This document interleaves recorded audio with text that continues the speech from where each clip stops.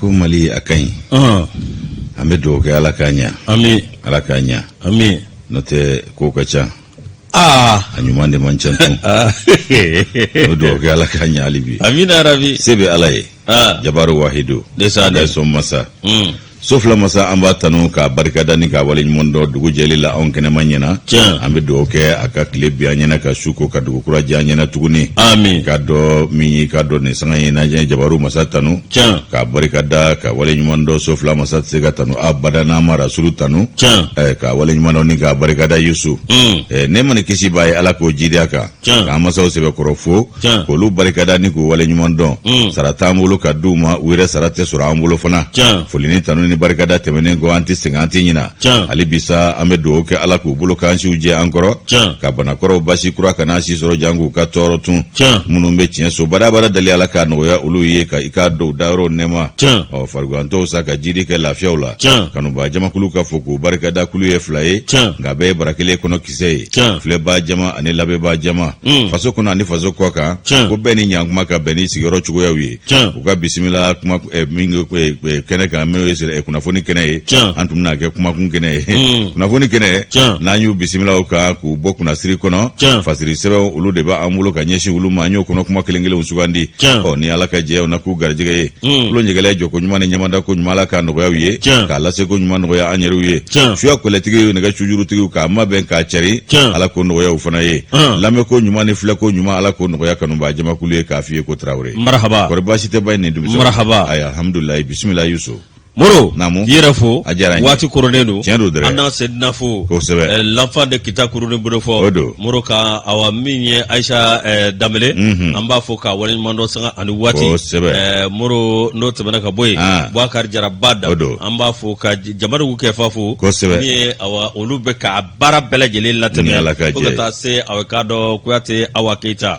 Moro an n'a bila dagirinda la an n'a lamɛnbaa jɛkulu fo kɔrɔfɔ b'i bolo an ne m'o dakurunya kelen y'a di yan Yusu n b'a minɛ ni y'a minɛ n b'a ta ni barika ye ani mɔ bɛ n bolo daɲɛ kelen don a bɛ indicateur de rendez-vous de kɔnɔ u ka bidon bɔli la kamalennin kelen ka kalimu ta n'o ye Dramane Alu Kɔne ye a kuma lasurunya ye Daki ye Daki a kɛlen bɛ ka kalimu ta o Maliki Jawo ko ale kɛra cɛkumafɔla ye Maliki Jawo kɛra cɛkumafɔla ye daɲɛ kelen ye Kote a ko funtɛni kun barika bonyana kunungo kosɛbɛ o kumana Yusu i b'a ye k'a fɔ ko kunungo ko funtɛni kun sera a kundama na koyi jɛkulu maa fila ani i k'a dɔn jɛkulu dɔw ni ɲɔgɔn cɛ n'o ye i k'a dɔn filajɛ min n'o ye Bandaw ale ni Mukutari Wani ye o filajɛ ani fanga dafiriba maa dɔw ko funtɛni kun barika bonyana u ni ɲɔgɔn cɛ kunun minnu ɲɛ fanga dafiri ka bɛn ni utukalo tile 18 ye 2020 sana Yusu o kumana ko min ye i k'a dɔn kunnafoni olu kun sɔrɔla daɲɛnama na k'a fɔ ko fɛn min ye i k'a dɔn ko an kisira i k'a dɔn kojugu de ma kunungo koyi an kisira kojugu ma k'a sabu kɛ jɔn ye ko i k'a dɔn Colonel Maliki Jawo ale ka wuli ka jɔ n'a ka cɛsiri o y'an kisi i k'a dɔn k'a fɔ kojugu dɔ ma kunungo ale Conseil national de transition o ma ɲɛmaa ye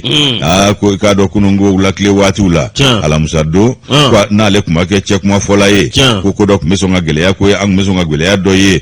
ko fɛn min ye i k'a dɔn k'a fɔ gɛlɛya o de donna maaw ni ɲɔgɔn cɛ k'an bɛ se ka fɛn min fɔ ko a kun kɛra siranko ye kosɛbɛ don n'a nataw la ko maa bɛ se ka sigi n'a ye k'a fɔ ko hali bi maa hakili tɛ se ka sigi kosɛbɛ fɔlɔ fɛn min ye i k'a dɔn jamana ɲɛmaa ye n'o ye furanjɛ fanga jamana ɲɛmaa ye ale kɔni kɛ bɛ ka ŋaniya min ta ka i k'a dɔn i jɔ jɛbɛfɔla jɔyɔrɔ la ko fɛn min i k'a dɔn fanga dafiribaw ka maa dɔw ye k'olu fɔni ka bɔ gouvernement kura tata in na olu kana ta ayiwa fɛn min o ko de ye sa o de ye funtɛni barika bonya kosɛbɛ i n'a fɔ an y'a sɛbɛn k'u y'a sɛbɛn kunungo cogo min na Dramane Alu Kɔne Daki ka fɔ la ko min ye i k'a dɔn yɛlɛma ninnu ye fɛn min ye minisiri yɛlɛma ye a dɔ la ko minisiri yɛlɛma ko a dɔ la ko a bɛna kɛ fara ɲɔgɔn kan ye fara ɲɔgɔn kan maaw ni ɲɔgɔn cɛ minnu ye politiki gwɛlɛya a ko ɲɛnabɔbaw ni i k'a dɔn a wulikajɔ kɛbaw ye Mali kɔnɔ k'o bɛ se ka kɛ i k'a dɔn fɛn fana ye min bɛ se ka kɛ faratiba ye farati min bɛna ni funtɛni barika bonyani ye maaw ni ɲɔgɔn cɛ Dramane Alu Kɔne Daki ni y'ale ka nɔbila sɛbɛn ye an ye min bɔ indicateur de renouveau kɔnɔ daɲɛ kelen don a ne m'o ka bidon bɔli Yusu Moro min ye a ko gɛlɛyara a bɛ gɛlɛya o a ko gɛlɛyara an ma dabɔ nɔgɔya kama min ye Bandaw ale ni Muktar Wan awe kado akemme shekli sabasiri ubolo moro laya jaraka fola ni ndwa kuin moro awe kado minyi ministre Muktar Wani kale do ngabo suko bele jeleke wala sa gouvernement bita chuko mina wala sa awe kado bandaw ye minyini ni kado awa minyi akalenga walanzeme bandaw ko ni walanda matuko kwa gatameni koye mi awe kado Muktar Wani ale ko ni ikado bika tabeni koye wode ko nana kabini arabado me kalot le temps ani ko nondo mi awe kado nyere la ningo bele jele e ko mura teninga kunsalwa miye awa mamunu be no ye anga wul masere tabaw ye ulu ko ni awa bandaw ani awa miye Muktar Wani mugu ikado ulu ko ni bisibata bu ni nyanjede mi awa kado nyere la ni mi fla ni ko mi ka teme akoko chaman de bena kono koy ala musado me kalo tle muga Muktar Wan awa kado nyere la kai fendo sebe mi akapa jika ajira kafo awa mi ne koni bara mi awakado ani do nga bom mi ninga ngo ke nya bela jele kesa opma awakado nyera la ale ko ni ba jira ka fo abe bela jele fo mamunu yo yere di akola muro awakado ani mamunu mana mi awakado ay bara minga transition kon nana muro awakado nyera la wala sa absaka gouvernement de transition njigi ko mina mi akoko ale ko ni ba don ko bela jele ko na ale ulu deme wala sa ni ngoye absaka ko ngorota ko mina ikado awami jamana anga jamana be gelya mingono muro nga fasiri baga fola ministre Muktar Wan ikado ko dogo ni dogo ani puma do ko ni be ikado sena munu nolu be dajugoro mala mi e bandawo ani kado mamunu be no wolu masiri taba munu nya fanga d'Afrique ikado awami ko galale no undi nyanjere kaso ake munye muro ikado nyera la wol basiri taba nunu wolu kon ba fe awe kado minyi ka fanga ere marakoi mi kado ka fanga bela jeli do u kamangoro mi flani mi awe kado nyere la mi ko awa premier ministre ale ko ni ko do lente machila mi awe kado abe chugo mina premier ministre awe kado mi anga jabana kono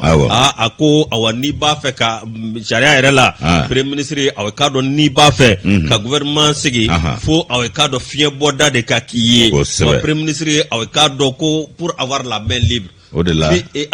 anya nyingali ki anga ndane tarata kuma kuna. Gouvernement kura ko be sena.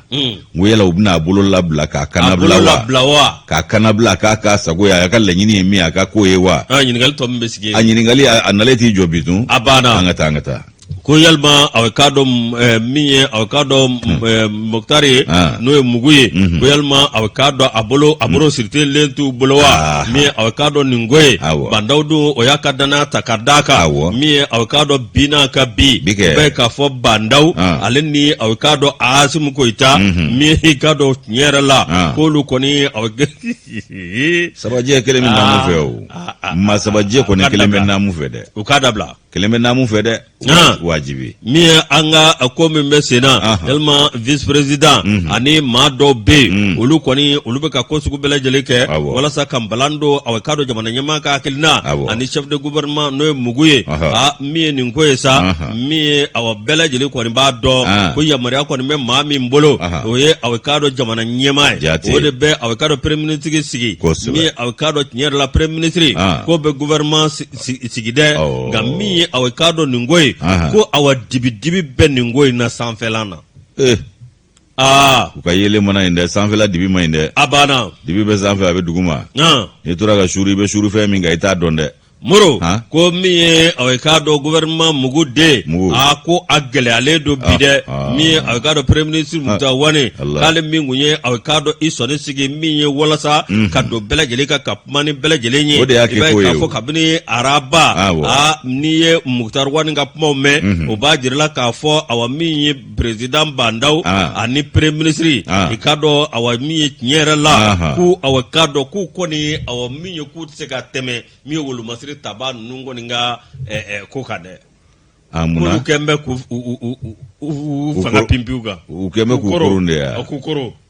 ne yafo mugube femfla ni nyonje ate mino ne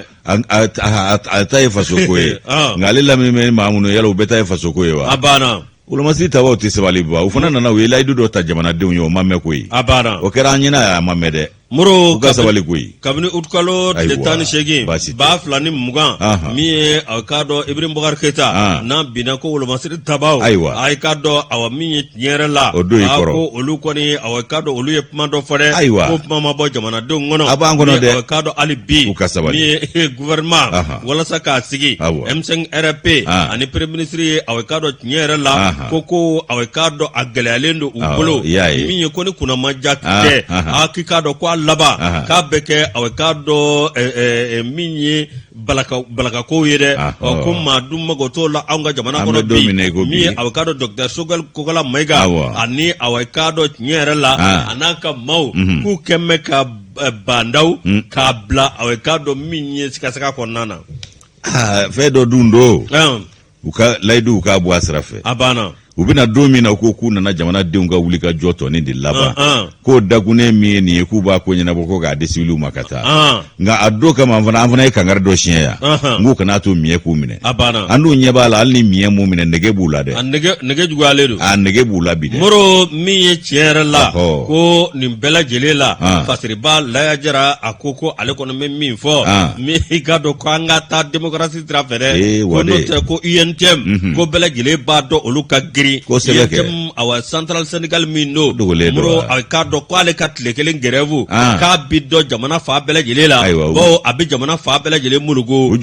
no boray ko nu sona mi akado nyera la mado keme ka boli boloda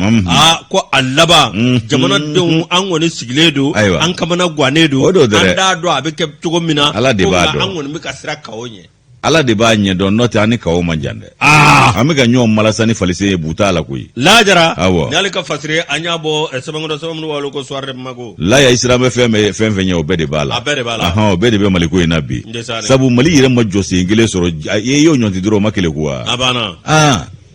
ningo ni ko isa ala ku kambe note ni mbebe ga unga nye kumuna anga degunde ka wallahi awo ni mbebe ke miskina udeka jamana ni jamana deu aw nye la nyini mingi o lafiya ye dunga fa ni tonda mana belebele ba wallahi nu yo dawo masisa no akuma ti cha yao nga ulu yebe ori nyinyini na folo ka joro ni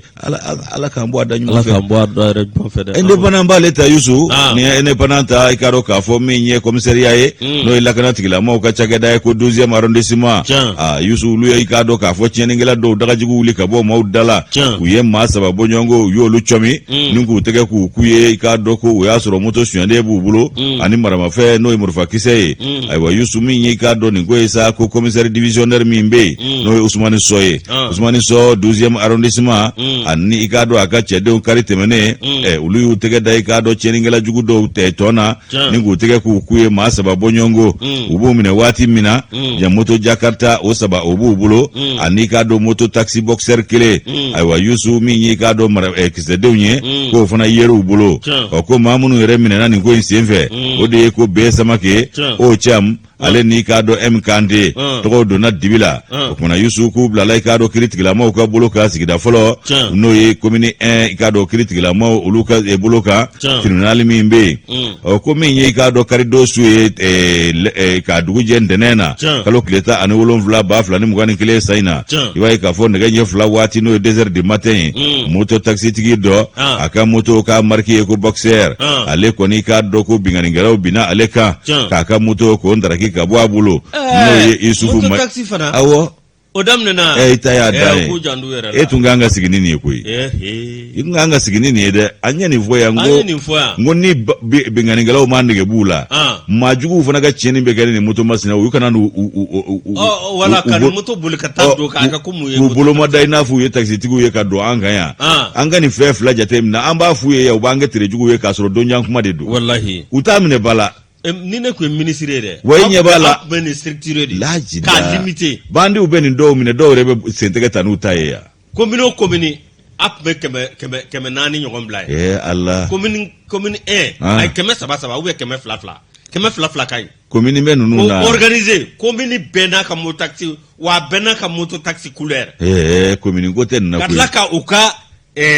ya famia bala plaque immatriculation kala ni ye globalisation ni mondialisation ni non baga fili dabo commune côté nyera la ale ministre ngwana na me kabi moto taxi ma bakelembo dugu ngono anya bafo aso ati kema yere bo folo kema yere akundo bo folo fo na ase bakelema bi jomba dadon ndesani jomba dadon bi mashi alo na odongo na to nyebala dotari taki saba yere kun kele ni ala mashi masa majelibula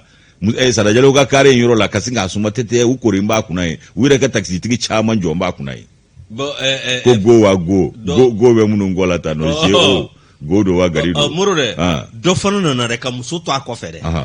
nini ngam mobili pe sarigi yaro o koni ni be temedro alaje e koni nga temene droite fe ne kele ngam gauche siri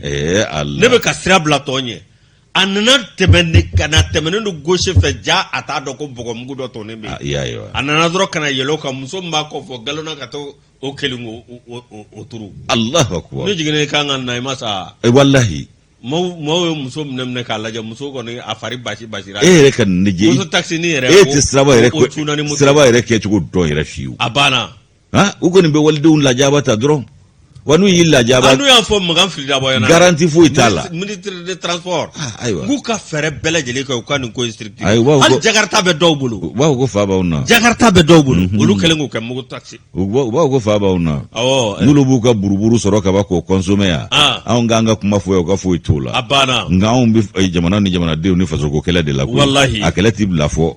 nyeka sorala abana mafoko kabwala abana ngwa yusu iba ikafo ko moto taxi adola ko moto taxi ko jaja ika do fe do bala ko système GPS o système GPS ko yo ika do obe moto taxi na so mina ba to don o kuma ani ika do moto taxi bolla aka ika do negajuru no ye telephone yo mine Allah kala banka aka porte febo ko ke ika do porte monnaie ka singo ke putre monnaie ko damati sabu mimba ko no ika do kafo wa duru ani keme nani yo bela jire sama ka bo okono o kado ka fo fe mi ni yoro ko fo leyen ka tari dama kasi ka do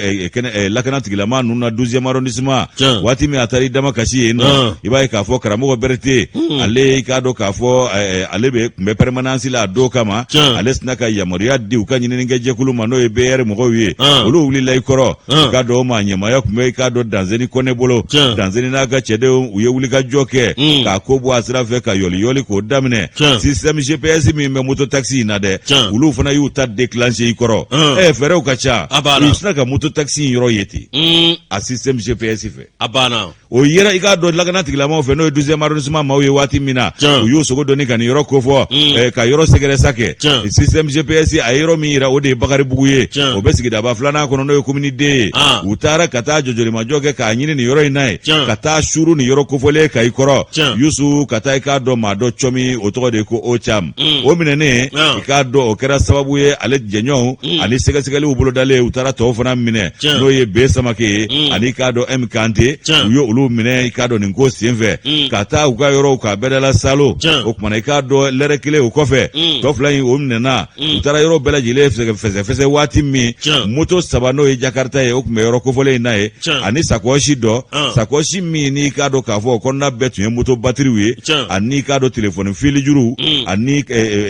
kizede no e cartouche o duru o be kuma ni sakoshi ngono o menye ni makufole nu e umine na ikoro ninga tu black ad tribunal de grande instance commune ena utaro bla luka boloka arabado ka do mekalo kletani kononton temene o ubla la sasa critique mo ulu de ka boloka o be ni ale kan nobla sema ya bo independant kono ka bidon bole do yusu muro de parani ale bla ne be eni ka tadere no wota anga ta kasela de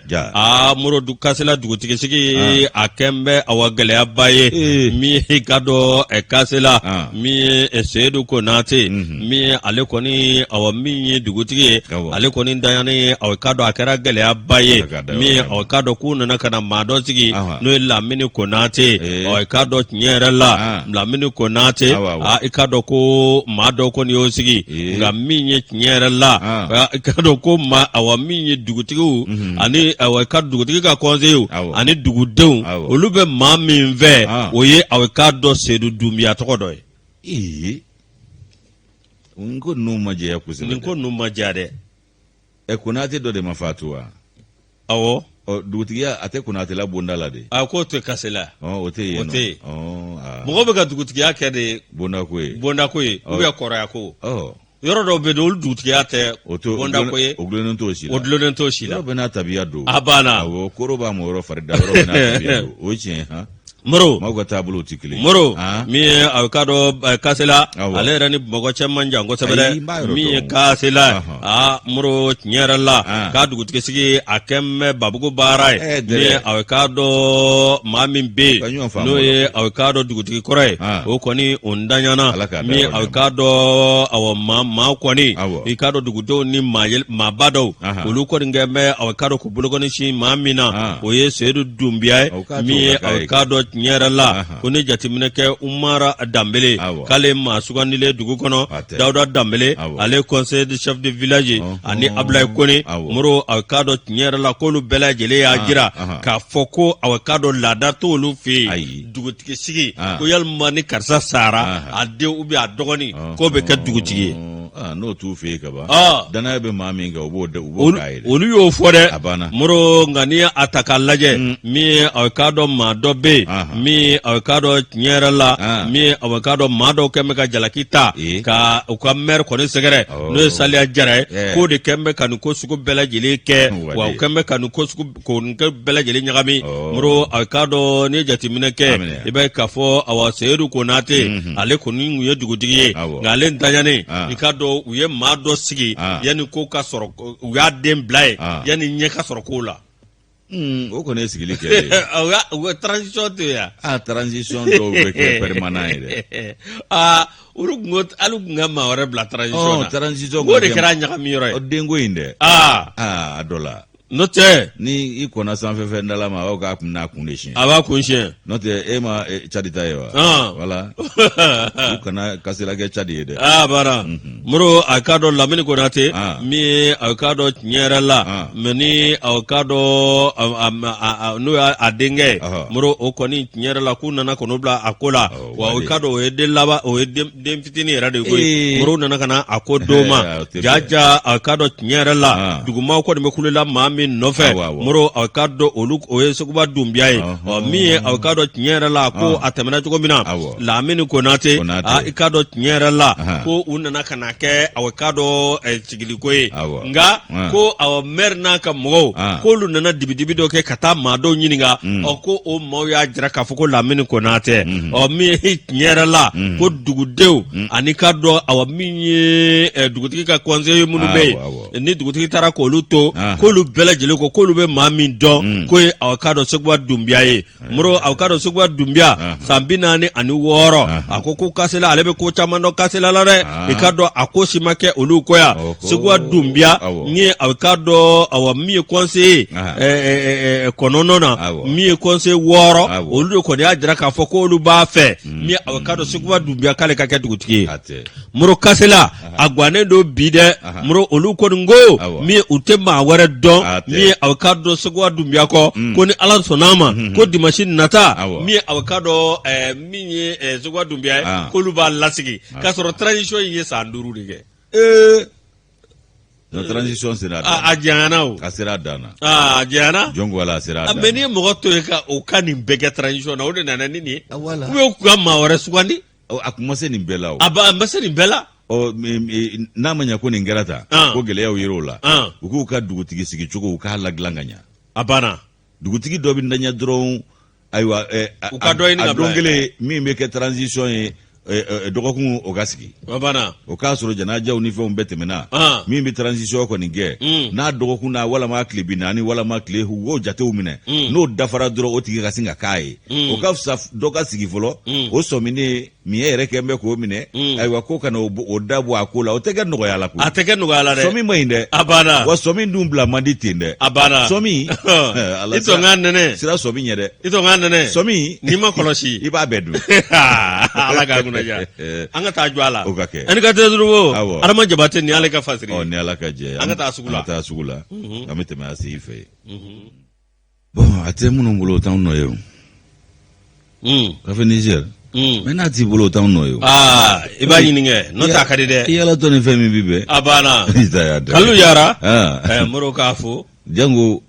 maison du pain o tugule ko ka café Niger tu bulu abana ni yele ma yoro ta mazia moro namo groupe commerce Elaji Abdoulaye Maiga ka Maiga kafu ningenenga ni ya foga Maiga ba ka jalo jiri ibo funa daga ne ko Maiga jalo Abdoulaye Maiga Maram Jalo Maiga jalo jiri Bana si croix verte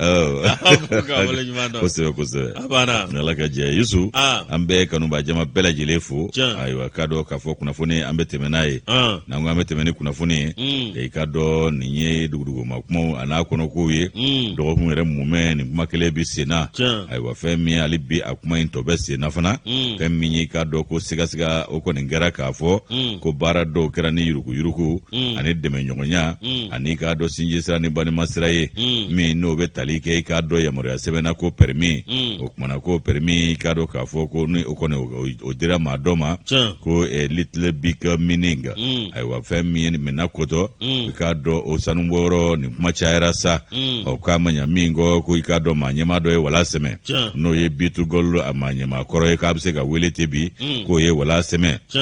aywa ko vemi ka do sanumbola ukele do kama do fana bagabaga ni wati na no yi ka do yara wale ale PDG o PDG na le fana nyoro ka bonko sebe ka do little bit meaning na aywa ka do yusu ko fana yi ka do ka na folo ka nyoro ka bu ala ko sebe o ku bina ka do tajiko ku bina bara bejo uno tigini nyonje no yara wale ko bagabaga tambe ko fana segere ningo ingo ni bitaka sigisanga ani wati ka do bitugol ba tafo ministry refana ba tafo okumananga bitugol ni uluka dan nyefolu ye Yusu iba ka fo ko vemi ni dossier ye ko taga sege ne bi ka sanga ni wati abe fo mi ko permis d'exploitation société little big meaning aywa ko minyi ka do ka ataka di o ma ka bitugol ko to ino ni ko tabo ala ale na jengo manyo minyi mali dunga mali togola jekulu ye no S2 EMA aywa Yusu iba ka fo ko ni yoro mimbe no mena ko to ndamandaye adola ko ulutu ya jira ka fo ka fasiri seben menongono mekalo kle wolonvla bafla ni mugani kile sa ka foko fobali chama ni dugudugu ni jama dugudugu ni dugu chama meningwina ko minu manyefo mawye aywa ko ni dossier mimbe ko balawbe dossier nove ko foni biche ko kungulo folola ka bi minye ka do directeur ye jamana togola Canada ka société o chagada mi bitugolde no o jamana togola nyema mi kumbe no Mohamed Jaraye ale wala semeka benin denendo e mekalo kleta ane wolonvla aywa Yusu iba ka fo ko minye ka do nyema kundo ale directeur ye aywa ko ka do ko adakun ka absonga se ministry fanama no ye ministry Lamine ko ministre Lamine Seydou Traoré o kumana ko ale fana ko baba kumba ale fana kanin ko ina ko sabu ko ale fana biso nga joro ko abso nga bone ola ka sabu ke munye ko ni sebe ngono ko abalaw ka bon ko sebe aywa minyi ka do minyi ka do Mamadou Yaraye na le PDG Yara Wal adola ko ale fana ka do ko minyi o ka tabulo ale joro ka boni société na ko sebe no little big meaning aywa ka joro ka bo ko la ko sebe musaka ko la actionnaire aywa ka ale fana be yoro min bi ka ale fana be ka do chagada banunu ulu ka do wala kono ka sabu ke muye baba tambe ka segere ko minyi ka do ulu ka chagada uye ale de tume ka do taji taga wenje uninyonje ko taji ko kondara mimbe uno fana che ku bo da o da wolo ni ko dagun ko ni ngomunu vle ni kado ka fo ako amangudu chaira sebenu ncha mankera aka aywa ko ngakulu ka sebeni kado ka kera sababu ye ko ay noyira ala ko sabu ko bitugol ka manyama mimbe jamana jorofa ko yaka wala seme ko siga ukele do ka fo ko bara nyere kechuko ka make jele yala aywa ko minyi kado balawni ka kungango ki wara dale do transition manyama ka tabali sanve ko lu ye boli minge aboli na jete de nyi kado 260 numéro 264 kabeni juma temene mekalo kile mwa kile wolonvla ba flani mugani kile saina aka kere ka do mangutu chama e ka amanga maka madugu kwe ku luka sebe bole ku ya wajibi ya ku be sebe nunu ka adatugu ku ko ke na fo jak maboko datugu meleku ku ye ka do sebe mbalika teme rezo sociaux ka ko ka ta kiosk la sebe mvro be fere oromi ka solika ta ye no fenfe be no nu sebe o sebo la ku yo bela jile sa lo ka ta nyima dugu ko nga ku nyina na fe mingo ko de k'a fɔ tuma min olu bɛ fasiri cari ayiwa ko y'a ye k'a fɔ ko fasiri ko 100 jɔlen na olu ye 10 dɔrɔn de cari a tɔ 90 b'o olu bolo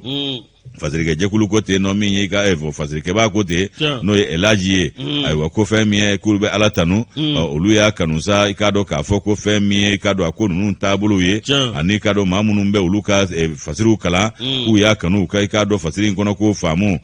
ko fɛn min ye i k'a dɔn cakɛda caman ye k'olu ka fasiriw bɛ se yen nɔ a mana bɔ da o da fɛ sa i b'a ye k'a fɔ ko min ye nin ko in kɔni ye ayiwa ko fasiri yɛrɛ min n'olu y'a kɛ n'u y'a ɲini k'o datugu i ko Jakumabo k'o yɛrɛ de sɛbɛnfura sanna ka tɛmɛ olu ka sɛbɛnfura bɔlen bɛɛ lajɛlen kan kab'u ye baara daminɛ ko k'a fɔ ko sɛbɛnfura sanbali tora yen wa non vandi ko ma ye olu ta la ko b'a jira k'a fɔ ko sɛbɛn in kɔnɔ ko nafa de ka bon ko kunkolo fɔlɔla ka bin ko directeur min bɛ directeur général de la société B2Gold Mohamed Jara k'ale ye wala sɛmɛ ko a datolen filɛ o la nin ye ko ka wala sɛmɛ i b'a ye k'a fɔ ko Jarakɛ ko ale tun ye maa ɲɛmaa ye n'o ye directeur ye B2Gold la ko a bɛ i k'a dɔn o jɔyɔrɔ in na san 5 ye nin ye fɛn min ye i k'a dɔn k'a fɔ ko nin min filɛ nin ye ko nin funankɛni masina min filɛ nin ye k'a ye baara kɛ i k'a dɔn minisiriso la min ye dugujukɔrɔ nafolo o ko ɲɛnabɔ minisiriso ye waati min Bubu Sise ale bɛ o yɔrɔ kofɔlen in na ayiwa ko yan'a ka kɛ directeur ye B2Gold la ko min ye i k'a dɔn a ka nin ko mana kɛ i k'a dɔn ale ka baara tiɲɛ sababu ye ko min ye i k'a dɔn lahɔrɔma fɛn fɛn kun kan ka ta k'a sɛgɛrɛ ko lahɔrɔmaw ko e k'olu bɛɛ tɛna tigɛ wa ko ni fɛn ye ale sɔrɔ nin ko in na k'a kan ka a yɛrɛ jalaki ko a man ka fɛn fɔ maa si ye ale tun ye jamana jɔyɔrɔ faba ye B2Gold la ayiwa ko o fana tɛmɛnen kɔ ayiwa ko ale ka baara walansɛmɛ ni ale ka baara bila tɛmɛnen kɔ ko cakɛda dɔ fana bɛ yen ko bagabaga kun b'o kan ko société Little Big Meaning ale fana i k'a dɔn ko ale fana tun ye permis sɔrɔ mɛna kotɔ i k'a dɔn o ko la yaasa a bɛ se ka dugujukɔrɔ nafolo o baaraw kɛ cogo min na B2Gold ko o kɛra o kɔ kan Yusu i b'a ye k'a fɔ a ko taabolo cayara B2Gold n'a jɛgɛmaɲɔgɔn min bɛ yen n'o ye jamana kɔnɔ jɔyɔrɔ faba dɔ ye ayiwa ko min ye i k'a dɔn Mamadu Yara ye ale dɔnnen don kosɛbɛ ni taji baara de ye Yara wali o maa ɲɛmaaba don sɔrɔ bosonbaa dɔ den don n'o ye Jɔnkɛ Yarinangore ye ayiwa Yarinangore ayiwa ko ani k'a dɔn k'a fɔ Yaya Yatasa ye ayiwa ko fɛn min ye i k'a dɔn ninnu bɛɛ lajɛlen ye Yusu k'i b'a ye k'a fɔ ko ale fana dɔnnen don BTP o baaraw taabolo la a n'a ka société Toka Aluminium o kumana ko ninnu bɛɛ lajɛlen ko bagaba bɛ ninnu bɛɛ kunkan bi k'a sabu kɛ mun ye ayiwa ko min ye o de maa ɲɛmaa min n'o ye wala sɛmɛ ayiwa ko o ni k'a dɔn ninnu ka jɛngomaɲɔgɔnya ko dogolen tɛ maa si la jamana in kɔnɔ ko funankɛni sɔrɔ bosonbaw ani directeur wala sɛmɛna in k'u bɛɛ kun bolo bɛ da bɛ file kelen na olu ka jɛngomaɲɔgɔnya dogolen tɛ k'u ye sɛbɛnni caman kɛ ayiwa B2Gold a maa ɲɛmaaw ko i k'a dɔn k'a fɔ k'u ye wulikajɔw kɛ nka k'u ma se ka faamuyali foyi sɔrɔ u ka ko taabolo la ka olu jɛ i k'a dɔn permis na k'a di Little Big Meaning ma a k'o de kɛra dabalibanko ye u bolo o kumana u ye wulikajɔw kɛ ko k'olu jɛ ani u jɛngomaɲɔgɔn min n'o ye i k'a dɔn S2EMA Mali tɔgɔ la Mɛna Kotɔ City la i k'a dɔn k'a fɔ ko o kɔni ko balila olu la ko sɛbɛn in k'a ma kɛ sɛbɛn jɛlenw ye wa ko i k'a dɔn olu ka jɛngomaɲɔgɔnya k'u ma kɛ u ni cakɛda wɛrɛ cɛ u yɛrɛ ka bolofara dɔ don ko fɛn min ye nin ko ninnu bɛɛ lajɛlen ye i b'a ye k'a fɔ ko sɛbɛnw k'u ma kɛ ni ko jɛlenw ye ko bɛn ni bɛnbɛnbɛn ko b'a ko la ayiwa ko B2Gold yɛrɛ kɔnɔna la ko janfa o tigilama bɛ yen ko sabu B2Gold b'a ka girinkajɔ la tuma min cogo jumɛn na Little Big Meaning olu y'o dɔn ka boli ka taa B2Gold kɔn ko maa de sɔrɔla B2Gold yɛrɛ kɔnɔna la min ye i k'a dɔn kunnafoni d'u ma n'o ye dɛmɛbaajugu ye u yɛrɛ cɛla yen nɔ ko patron kɔrɔ ale min i k'a dɔn k'a fɔ ko nin ko min filɛ nin ye k'ale bɛ fɛn caman kalama nin ko la n'o ye Mohamed Jara ye ayiwa ko fɛn min ye i k'a dɔn k'a fɔ k'a tun bɛ ka baara kɛ i k'a dɔn ni jɛlenya yɛrɛ ye ani tilennenya Canada jamana ka laɲini o hukumu kɔnɔna la nka an bɛ yɔrɔ min ko bi ko ninnu a sɛbɛkɔrɔ gɛlɛyara ayiwa ko fɛn min ye i k'a dɔn ko dɔwɛrɛ ko kunkolo wɛrɛ ko e k'olu fana tɛna bin wa ko minisiri min bɛ ko Lamini Seydou Tarawele ko i k'a dɔn ko nin ko ninnu min filɛ k'ale y'a ko bɛɛ ta ka taa bila Cour suprême ka bolo kan kiiri tigilamaw ko minisiri yɛrɛ ayiwa ko garisɛgɛ k'a fana ka dɔgɔn ko sabu ale kɔni ka wala sɛmɛna fɔlɔ nka minisiri kura minnu bɛna ta Mukutari Wani fɛ ko yala k'a na ye o jamakulu la ka nin sɛbɛn in ko to senna wa ayiwa ko fɛn min ye k'a dɔn nin ko ye k'ale dun de ye yamaruya di cogo min na u bɛ se ka ɲinini olu baaraw boloda ayiwa ko ni balana ma kɛ ayiwa k'a fana jɔyɔrɔ ko filan b'a la ayiwa nin bɛɛ tɛmɛnen kɔ jɛngomaɲɔgɔn minnu fana bɛ yen i k'a dɔn k'a fɔ ko o kɔni olu ka kow taabolo k'u ka jateminɛ kɛ ko o de fɔra sɛbɛn min cira k'u ka wulikajɔ kɛ joona ka nin ko ɲɛɲini Wani o kuma Franje faga ma ɲɛma Bandao ale n'a ka fangabulon ɲɛma n'o ye premier ministre Mokhtar Wani k'u ladɔnniyalen ye nin ye u ka ɲɛɲini nin ko ninnu na joona ko kugolo wɛrɛw bɛ bingo ye Mahamadu Yara k'ale min ye actionnaire ba ye société Little Big Mining na ayiwa i k'a dɔn ko président directeur fana don Yara Wala i b'a ye k'a fɔ ko ale ka cakɛda dɔnnen don ni taji baara de ye nka sɔrɔ bosonba ale ka ito bulon kelen kɔnɔ ka julaya bɛɛ lakodɔn f'u ka bulon falen o kadara kɔnɔ i b'a ye k'a fɔ ko ale bɛ sɔn ka k'a la maa bɔnɛnenba ye dɛ ko sabu ko permis kura dira ale fana ma mɛnɛ kɔtɔ k'a ka taa ɲininiw boloda sanuko nasira la o k'a bɔnɛ caman bɛ sɔn ka bonya ale fan fɛ o ko ni yɔrɔ kofɔlen minnu filɛ nin ye ayiwa ko dossier fana bɛ yen n'o ye permis ye ko bakolo o permis i b'a ye k'a fɔ ko o bɛ société ba dɔw fana bolo o ko mun de jirala bi tuguni k'a jirala k'a fɔ an bɛ don min ko bi ko Yara Oil i k'a dɔn k'ale kɔni bɛ société ba ninnu fana ka walan kɔnɔ k'u bɛ kɛ bɛ ka ŋɛɲɛ ɲimi Yara Oil kama min ye k'a dɔn damanko o nasiraw la a kuma cayara Little Big Mining olu kɔni ko yamaruya dira olu ma ka sago Bitu Gold n'a jɛngoma ɲɔgɔn kan ko ka i k'a dɔn olu minnu ye société kuraninw ye u ka waati yɛrɛ bolodalen u ma jɛnya fɔlɔ o kumana ko min ɲɛmɛna Kota Sarli i k'a dɔn k'a fɔ ale ye Bitu Gold o ka bolofara ye ko olu ka contrat ko o kumaw kun kɛra ko u ni jamana ɲɛmaw ni ɲɔgɔn cɛ bɛn kɛra k'a fɔ hali n'u ka contrat banna k'u bɛ se k'a mɔnɔbɔ kalo kelen o bɔnɔbɔ kalo kelen ko i k'a dɔn o fana ko o ma waleya ko dun y'a sɔrɔ sɛbɛn ninnu bɛɛ lajɛlen bilala ka taa i k'a dɔn 2016 san na bolofara min n'o ye i k'a dɔn situ EME ale fana k'a dɔn ko 2012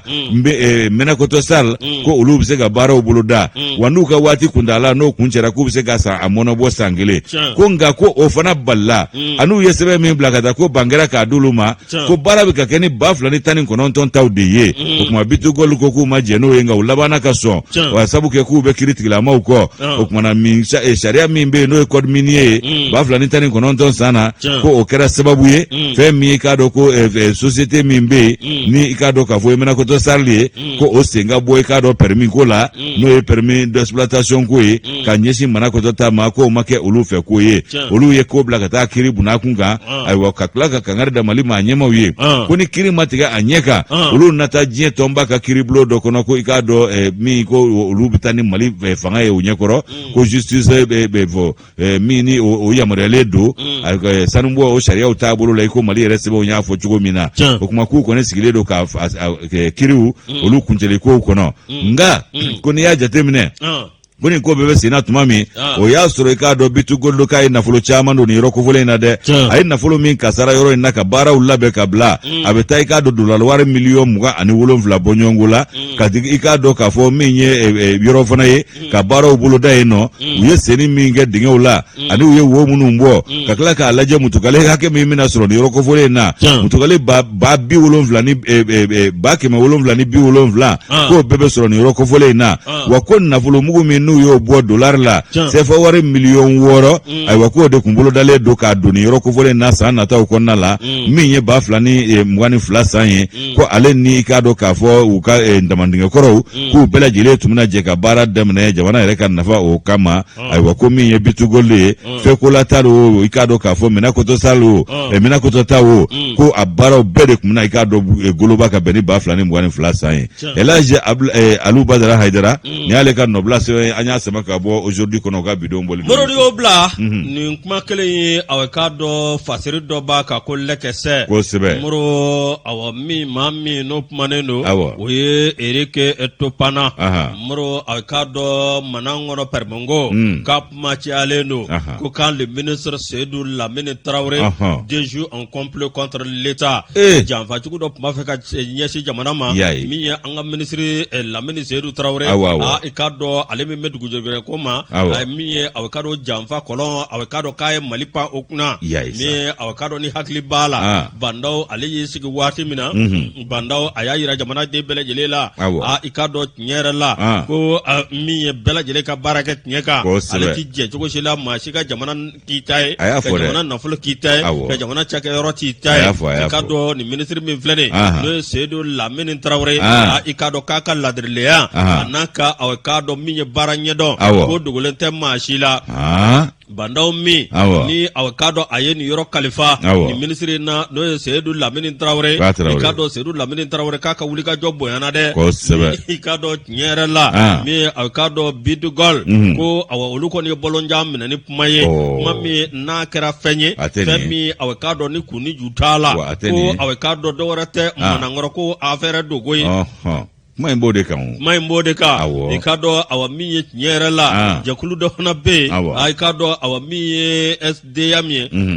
SDM muru i ka dɔn olu ka wulikajɔ de bonyana kabini o de kɛra sa awa i ka dɔn Bitgol b'a ye awa i ka dɔn bɔlɔnjan minɛ ni kumaw ye ko k'a sɔrɔ i ka dɔn sariya dɔw bɛ yen min ye 1991 ka taa sere 1999 ma min ye an ka dugukolo taa sira la muru awa i ka dɔn o sariya awa i ka dɔn min ye o bɔlen kɔ min awa i ka dɔn san ŋɔnɔntɔ bɔɲɔngo muru i ka dɔn awa min ye tiɲɛ yɛrɛ la i b'o de kɛ ni awa i ka dɔn yɛlɛma dɔw bi don a kɔnɔ nka min ye ministre ka sebaya yɛrɛ sebaya min n'o b'a bolo k'a bɛ se ka san 1 d'i ma n'o ye kalo 12 ye i ka se ka kow labɛn cogo min walasa ka postule muru nka bɛnna ta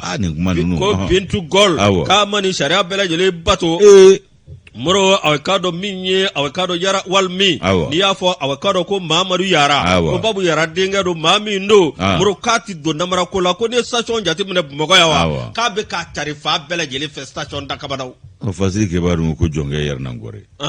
jɔnkɛ yɛrɛ Nankɔrɛ o de tɛ Babu Yara o de ye Babu Yara Babu o den ko denkɛ de ye Mamadu Yara ye Yara muru n bɛ Babu yɛrɛ dɔn kamalen ba yɛrɛ dɔn n bɛ Babu dɔn maa ladiri don n kɔni ni Mamadu ma ɲɔgɔn dɔn sa maa ladiri don dɛ olu ye denmisɛnw ye nka n bɛ Babu dɔn muru a bɛ ka Bamakɔ fa bɛɛ lajɛlen kɛ station n'o tɛ kuma min bɛ ka fɔ minisiri yɛrɛ kan Lamini Traoré k'a fɔ ko nin min bɛ ka fɔ k'o de don a balala ne na dɛ énergie mɔgɔ ye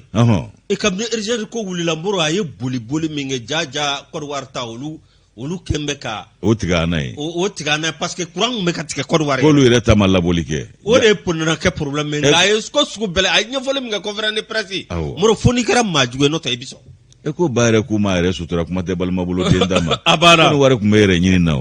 o nka nin kuma cayara sa dɛ a kɔni bɛ fɔ kun y'a tiɲɛ ka dɔn ye a banna a bɛ fɔ kun ye ministre Seydou Lamini Traoré muru i ka dɔn ministre min don ko maa ladiri don ko de y'a y'a sugandi ni k'a bila nin yɔrɔ kofɔlen na muru i ka dɔn a kuma cayalen don a cayara dɛ ko a ka dɔn réseaux sociaux ani bɔlɔnjanko ko nin baara in ko c'est technique nin baara in c'est purement technique ko i ka dɔn ko kuma tɛ koyi n'i ye a tɛmɛna a ka dɔn min ye nin sira fɛ ko ministre ye a ka dɔn sariya minnu sigira san kɔnɔ k'a y'o sariyaw de bato a ma bɔ sariya si n'o ye texte ye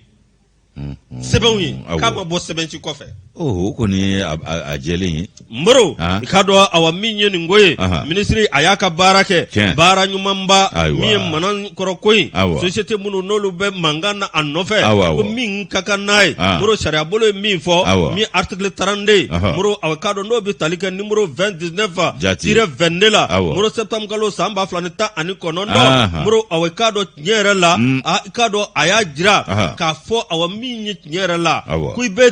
dépôt kɛ ni aw ka dɔn walasa bɛ se ka parmi sɔrɔ u yanni aw ka dɔn a ko ka se kurun ka se siɲɛ kan ko nka a selen kurun selen siɲɛ kan ko n'a fɔra k'e ka dépôt kɛ tuguni ko y'a sɔrɔ maa wɛrɛ ta minnu bɛ yen n'u y'a kɛ sariya kɔnɔ k'a bɛ di olu de ma ko premier servi a banna ko o de ye mini sariya premier servi a banna muru min aw ka dɔn ko Bitgol k'a se ka nu wele sariya la cogo si la ko Manankɔrɔ yɛrɛ k'i b'a ye k'a fɔ ko Bitgol k'a tɔgɔ tɛ yen ko si la ko Manankɔrɔ binna faso ka minɛn kɔnɔ n'a dun binna faso ka minɛn kɔnɔ k'a dagalen fasoden bɛɛ ye k'i kan nabɔ a nɔfɛ a banna o fana tun bɛ n ka fasali in kɔnɔ ka fasoden bɛɛ b'i kan nabɔ ko tombé dans le domaine de l'État n'a binna faso yɛrɛ ka minɛn kɔnɔ fasoden bɛɛ dama ka kan la n'a kɔni se b'i ye k'i kana bɔ a nɔfɛ a banna muru min ye awa tiɲɛ yɛrɛ la n'i ye jateminɛ kɛ ko en conclusion comme vous avez pu le constater la société Bitgol entité juridiquement différente de Manankɔrɔ SA n'a jamais postulé pour le permis de Manankɔrɔ et ne peut pas par conséquent se plaindre pour quoi que ce soit. O k'ale taa kiiri bulon na ko min bɛ fɔ faransi. abana ni ko ya mulu de ni ko ya mulu ala ka nin ko inje ya akoko ni ala ka je ala ka je note mo be ministry invo chugo ko dana ma badu de ma chama ko ni batanu an gon na ma je ko masanga ubaka dana ya ko kuma fo chugo mina ka fo ka bina ko ken na mara ngami mene joro de ale kile kanin ko be lakle franje fan banen ko ulu talen ko sisansa ministry mi mina ko fe kana nin ko fere ke tugo man ne de mali yere de bita wo de la do ya kli do bina jenge bo mi mina do ajenge ne ngono abikale nyina kale dona kono ka sura kai oni clearingela na ka na kle o te kle ale ka degungo abana fale yoro do ka mangambo abana ne ko ala ka sutura amina ya rabbi ala ka so ya rabbi muro akoko ni bisena ni eche mi e manda butu ko de atafo ministry ka mgo ministry ka kungango ke wera fana bia fana utafo yaye ise équilibré akoni fle abana jama de ba don ses affaires mi abana a tien yere fana critique la maw de bo don abana besigi mbe ko kono sa abana ni nganya na bote sa anga do anga sanungo damu yere kono te abana ko sanunga mana malide no de sanungo te a petit affaire yede note l'affaire de l'or là c'est pas affaire où ya de de Mamadou Yara min to be ka moro Yara wal PDG moro aye anana fa chokoroba e bara bla yoro mi me o fana fie wallahi aye chokoroba noro bla katla ka teme chokoroba la ni Yara wal station ke choko ere chari choko bumako balo ka fako kamale ye baraka ngodo de donado babu fe no ko ala ka dembu la minga fsani yere abana ajabira babu yara ajabira ore fori yo babu yara iba kalamo ala ka guna ja maro lekese ay ni sabaga wale ko no bisoma lekese ko ni mi wanye ala ka ke lekese ko na yusu iba ka foni na dansi bi kuna foni na de wati wona ni jo ay wa kuna foni munu yere na nyo kelengele unsugandi ala la olu fana no ya do no la sa o minye ka do communiquer o bambulo ya no anyine do ka do samana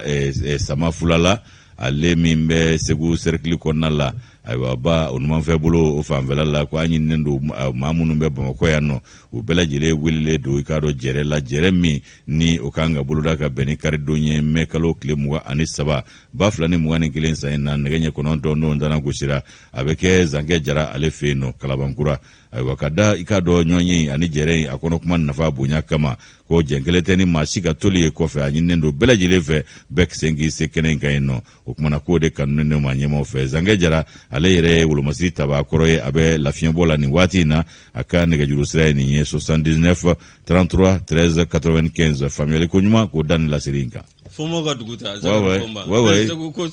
jala fomo ko tere ko segu chebulu moro ko rive gauche no boray mi colonel major Sadio Keita ni ale furumso tanyana ne re koromso kundo no asan wo dragoy moro aka janaja kera lafiya bugu mi awkado nyera la colonel Sadio Keita akwa be balimani sinji furu nyogon ni awkado sigi nyogon pelajini ka be befo ka be wala nyando ani awkado gendarmerie corps belajele police kata se douaneuma moro awkado gardu miye akor sapeur pompier moro ka bu belajele fo mama e finitigi moro ku belajele yera keneka o belajele yu kado awa ku ngwe kuma colonel Sadio colonel major à la retraite moro Sadio Keita ka be foli la se belajele ma ka be do donga ka alaka jamana basigi ya rabbi alaka ne bamba tola moro alaku fra islam shuka moro no boray kado awaminye enyere doake no e lalabi aleka janaja kera moro akera jama tara mi mawbora fa belajele fe kata ami do ke do ndege lalabi alaka daro nema ninga fra awakado islam shuka aywa ne reka jelimuso ani interimuso ni badenteri ani kanumba na le fana tun radio barakelaye sangani wati ntba ka folike no bintu susugo bintu sura segu ala ya fana miniji doya aywa ni ala ka je ambe do ke asusura ka do ku ka demba ya belajele segu ala bintu ala ka bada dali no yaye ala ka dawro ne makala rasul sumaye ani islam su belajele bintu sura yen kanu lillahi wa rasul ayi kanu de ale refana tun radio barakelaye yusu ni muso do me anana ande ka konyola ambe ka nyana kala kuma mi ko ambe ali taji songo damo ya sura e kenemne wallahi kale mana nafulu ko ko triya ni sinji sani balima sani jenyo nya wallahi kera kay mi soro kene kay ko ya wasa ala ka saraka arjine no ta andenga konyo mura ya kai ba lillahi wa rasuli ka bo fo lafiya buga do ka wallahi Allah kuma bintu sura ala ka da yoro nema ka ka mal lafiya yi ka saya ka mal lafiya yi ala ka ka do taraka min to ako ala ko o do barka do akola ala ka na tani du barka ya fe min ya su sura yi ko bintu talent anga maya bani kuma ka isra min do ale koro ale be isra mbo nanyi na mba fo ko bonya barka wallahi ka belajire be bambato be da yoro nema ala kana ma shi sara na nyoy ami muru no boray mi yogwa jabate ale barakela an yɛrɛ fɛ yan muru k'a bɛ do don ganye ani awa maa min bɛ yen n'o ye aw ka dɔn Mahmud Konta n'o ye a teri ani aw ka dɔn a kanuɲɔgɔn ye k'a dɔn n'o fana bɛ yirimajɔ muru k'a bɛ do don ganye ko ala ka juma latɛmɛko d'a ma ala k'an ka batokɛlaw minɛ muru kɔnɔna na ayiwa Sanankɔrɔ Gɛrɛn Segu ko k'a ka foli fɔ k'an ka foli da an ta kan ko k'a lase bolokolon kanubaw ma ayiwa i k'a dɔn k'a fɔ kuma in ka di Yakuba yɛrɛ ko ye kosɛbɛ bolokolon kanubaw ale ta ye Madame Jabate Segu a ko k'an ka foli kɛ k'a fara ale ka foli kan k'a da Ustazi Yakuba Jabate ta kan k'a ci an ka bolokolon kanubaw ma k'u ni ce u yɛrɛ ye furumuso laduru ni ala ka jɛ ye moro o de do da titoga an ta kasaw kuru an ka kasaw kuru ni ala ka jɛ ye waati korona bi moro ka juma foli k'a lase bɛɛ lajɛlen ma k'a jira k'a fɔ a k'an bɛɛ ni ala sɔnna ma inshallah